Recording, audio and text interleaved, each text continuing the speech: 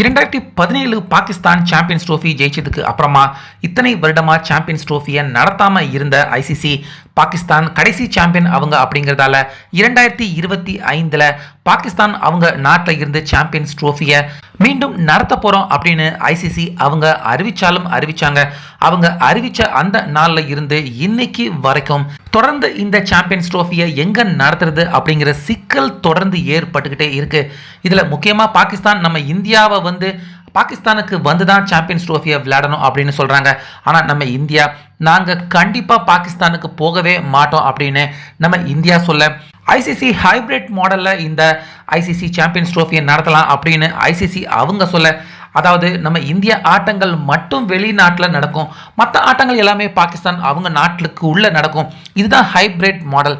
இந்த மாடலுக்கு ஐசிசி அவங்க பாகிஸ்தானை நிர்பந்திக்க, ஆனால் பாகிஸ்தான் எக்காரணத்தை கொண்டும் பாகிஸ்தானை விட்டு வெளியே எந்த ஒரு ஆட்டத்தையும் நடக்க நாங்கள் அனுமதிக்க மாட்டோம்.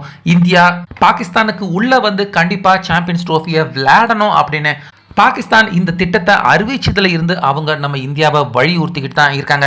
இப்படி இருக்க இன்னைக்கு சாயந்தரம் பிசிசிஐ நிர்வாகிகள், அதே போல் பாகிஸ்தான் கிரிக்கெட் போர்டு நிர்வாகிகள், அதே போல் ஐசிசி முக்கியமான தலைவர்கள், இவங்க எல்லாருடைய முன்னிலையில் முக்கியமான கூட்டம் இன்னைக்கு சாயந்தரம் நடந்திருக்கு.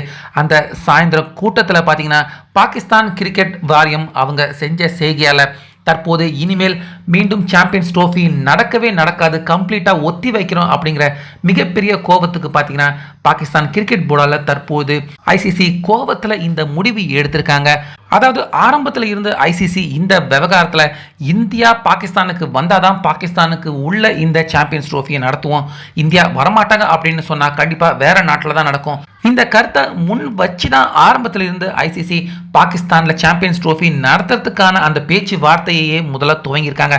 ஆனால் அது எல்லாத்தையுமே தற்போது பாகிஸ்தான் கிரிக்கெட் போர்டு அவங்க மறந்துட்டு இந்தியா வருதோ இல்லையோ எங்கள் நாட்டில் தான் சாம்பியன்ஸ் ட்ரோஃபியை நடத்தணும் அப்படிங்கிறத மட்டும் தற்போது பிடிச்சுக்கிட்டு பாகிஸ்தான் கிரிக்கெட் போர்டு விடாப்பிடியாக இருக்கிறது தற்போது ஐசிசி அவங்களுக்கே மிகப்பெரிய அளவில் கோபத்தை ஏற்படுத்தியிருக்கு.